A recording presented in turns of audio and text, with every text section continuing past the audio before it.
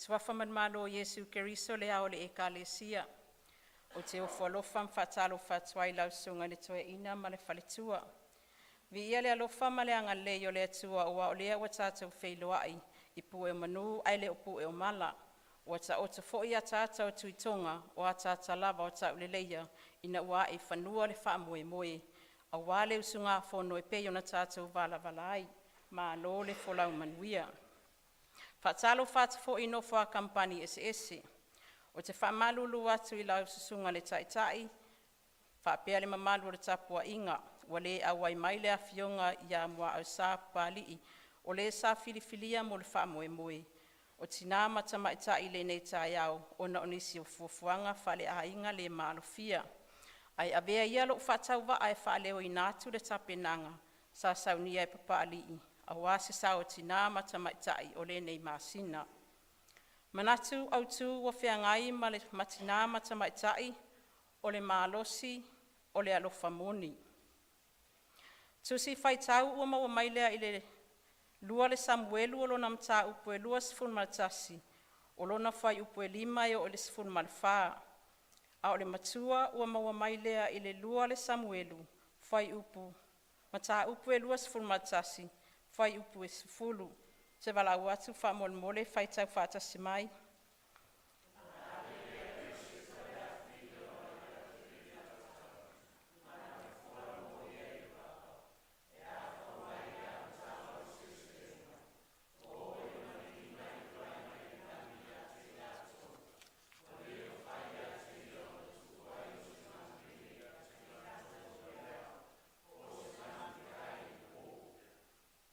O le alofa faa-tina e le aise le loto e ngata mai ai, ma e le ai fo ise maualunga e le au i ai le alofa o se Tinā. O le alofa faa-tina e le na o se langona maasani, ai o se MALOSI anga whaalelangi, o se ua mea MALOSI e nate una i ina le ola, pui le ainga, ma toe fausia loto ua momomo. O le tautua Tinā ua whaatusaina o le tautua matalilo, ai le tala lilo. O le tautua mata lilo e mafai ona tatala ai upu e lua o le mata ma le lilo. O mata e le mafai ona vaai pe iloa fo i se mea. E mafai fo i ona toe wha matala ina i sona winga fai ngofie. O le tautua e le iloa e mata pe wha le ilonga e le aise mea ngā se e fai ngungu lava. Ai o le tautua e puno wai lava ma le loto malie ma le fia. Ina ua mauti noa le sumalie o lona taunuunga.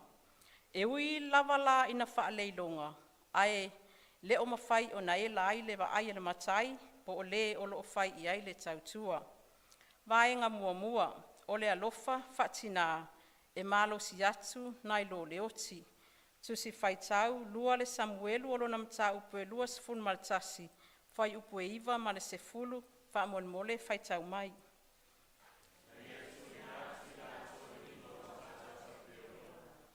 Na latou whaatau ina leo latou i le maunga i lunga o le ai.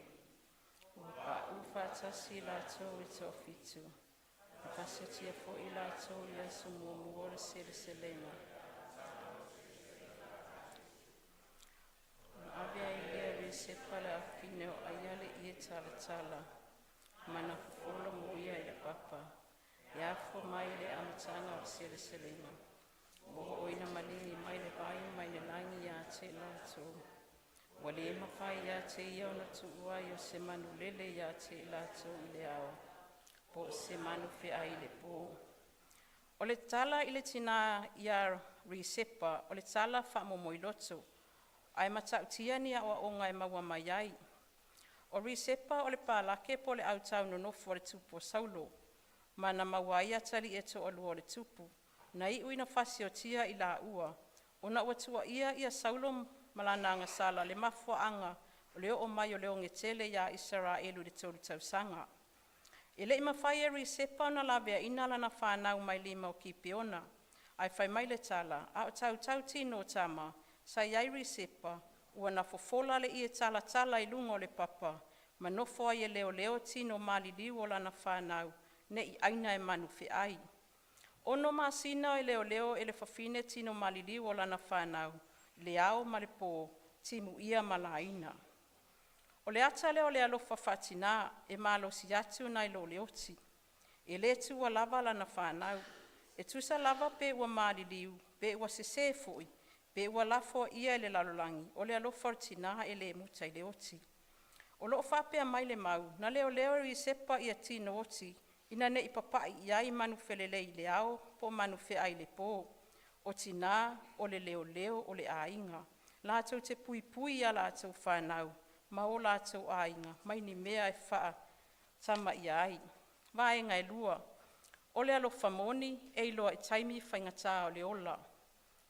E iloa le alofa MONI i le solonga lelei ma le malu o le taitai au. Awa a solonga lelei ma lango malu mea uma. Ona fifi le mu lea ma fealofani. Ai o taimi o le fememeai ma le atu vale. Ai mai se taimi e luta ai ngā taifale. O ai e tu mai. O ai e tali mai. O ai e alofa mai. Pei ona moli maule tala i le Tinā ia Risepa, ua feangai ma se faigata sili o naungaunga. Le ti ngā matuitui o le oti, pei tai, ua fasi o tia lana whanau, ai o faigata ia o le ola, ua popula MALOSI mai ai le alofa MONI whaatinā. TUSI FAITAU o maua mailea ia isaia o lona mata upe whaasifun maratasi, fai upe se fulu whaamolmole FAITAU mai.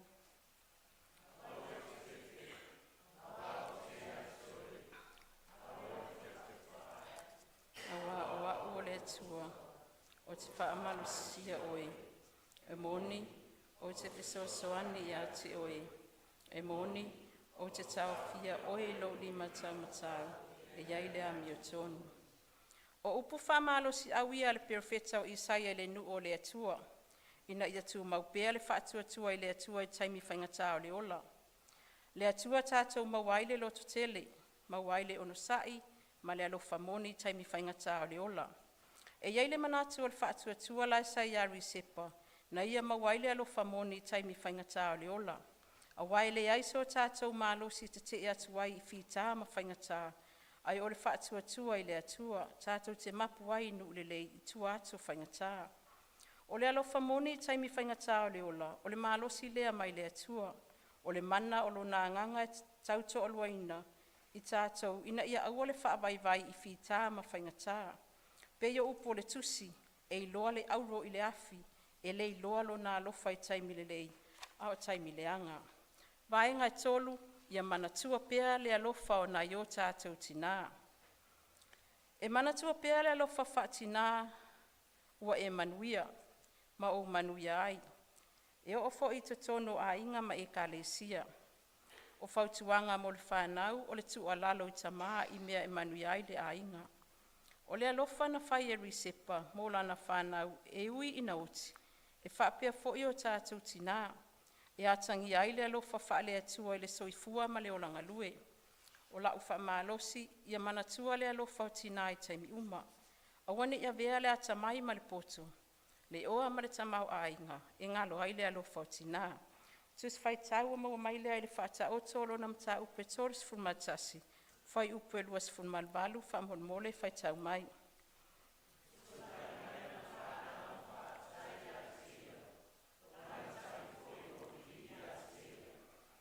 Manatu o le mo'onga lea o se matua, le vai atu i le pale mai, o whanau i manuia. Whapale ina e tofinga mawanlunga, mafai ina i le atua, o no le whamaaoni manangalue puna wai. Au nei tūlanga uma, e le whawina i se aso e tasi. O le whamoe na whauau, whaupuo, tu i le atua e ala i te talo. Ma le angapongi, ina ia whaonga ina whanau i so se vala o le soifua ma le ola. O le tau i pitu sili o na tāu e se Tinā. O le vai atu, o manuia lana whanau, ma latou MANATU alo na ALOFA. O lona fiafianga sili, o le vai atu o la mi o tonu, ma fiafia i latou, na ia tau aveina, lona manawa, mamo ina i lona tua.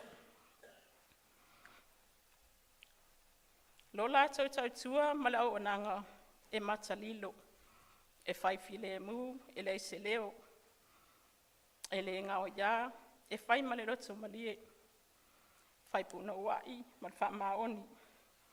Fai ia ma le wha-tua-tua, ma le mautinoa, e le o lilo i le silafanga pa ia le atua. Ia langona lo tātou lo tu whawhetai le atua. Ona o mea silisili, wa ia whaia, mo i tātou o lana whanau, le atoa ma le whatau wa.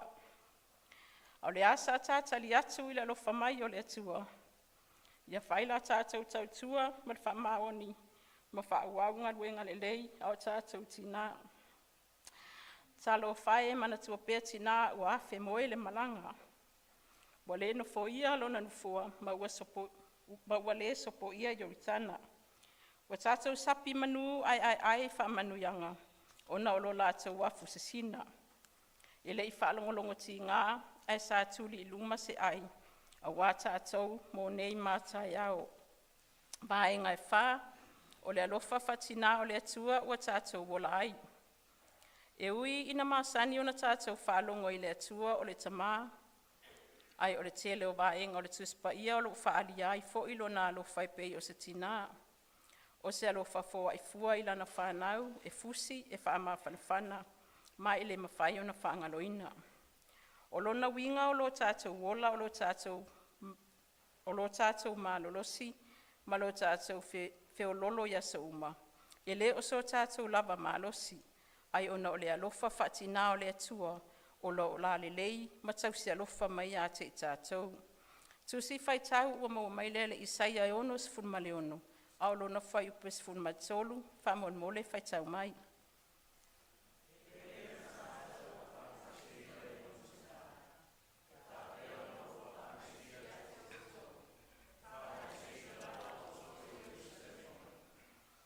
O lo ofeta?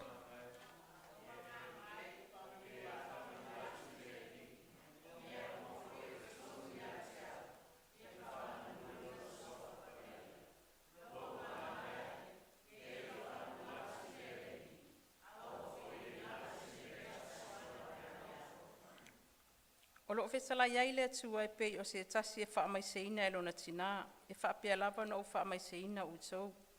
O le alofa faa-tina o le atua lea na ia au mai ai lona atali e toa tasi. Na ia le whano se tasi e wha-atua-tua ia teia, ai ia maua leo la e wha-babau. A o la le whaisalamo, a wane ingalo le atua malana me alofa. O le alofa foa i fua, malona alofa faa-tina o tātou o lai. O se wha-MALOSI mo i tātou le au tau mafai mo ke riso i le nei tai au me le mafutanga Tinā ma Tamaitai. O le alofa MONI, o le alofa e maua ina ua maua ale wha-atua-tua i le atua. Le alofa faa-tina e le moe, e le malolo. Ai ngalue pea mo le manuia o ainga nuu ma ekalesia. Tātou wā ai le tala i a Risepa, o le alofa i le mawai i le ola, pe ngata i le oti. O le alofa i ono sai so se popua ngā, ma e tu mai tu salava pe ua fōringa mai wale ai se wha-moe-moe. Mō Tinā ma Tamaitai, ua ilonga o tātou whaiva matiu te whaitatonu o a inga nuu ma ekalesia. E whaalupe o le whiangainga e mu iai mata o le tuangane. E iloa ilona nafa o le whaioa e tua iai le ngau sina o mea sina e pei o whala lii ma i e tonga maisi.